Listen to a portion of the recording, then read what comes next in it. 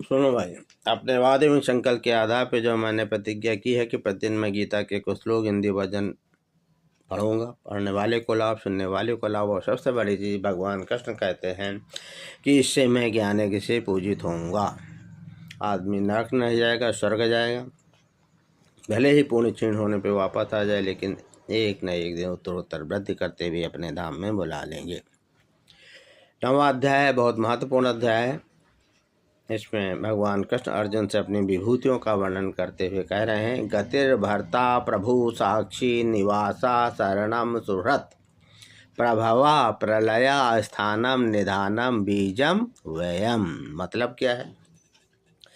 प्राप्त होने योग्य परम धाम, जो आदमी का मुख्य उद्देश्य है, भरण पोषण करने वाला, सबका स्वामी, शुभ अशुभ का देखने वाला, सबका वास स्थान, शरण लेने योग्य, प्रत्युपकार न चाहकर हित करने वाला, अहेतुकी कृपा लेने योग्य, प्रत्युपकार न चाहकर हित करने वाला, सबकी उत्पत्ति प्रलय का हेतु, स्थिति का आधार, निधान और अविनाशी कारण भी मैं ही हूँ। ये भगवान कृष्ण अर्जुन से कह रहे हैं, यानी सब कुछ भगवान ही है। इसलिए इधर उधर के चक्कर में, देवी देवताओं के चक्कर में पड़ के सीधे भगवान की ही आराधना और भजन करना चाहिए। प्रलय काल में संपूर्ण भूत सूक्ष्म रूप से जिसमें लय हो जाते हैं, उसका नाम निधान है।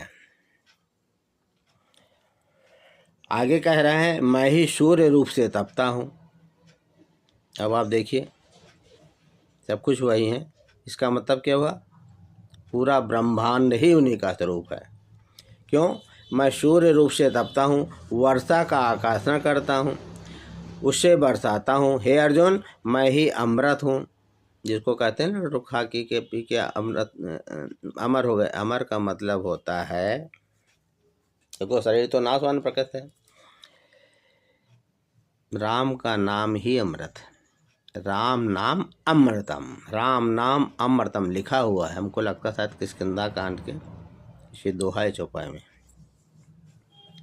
और मृत भी है, मृत का मतलब विश्राम होता है। कोई चीज़ चल रही ना, चलते चलते चलते चलते थक गए, शरीर की मृत्यु होती, आत्मा की मृत्यु नहीं होती।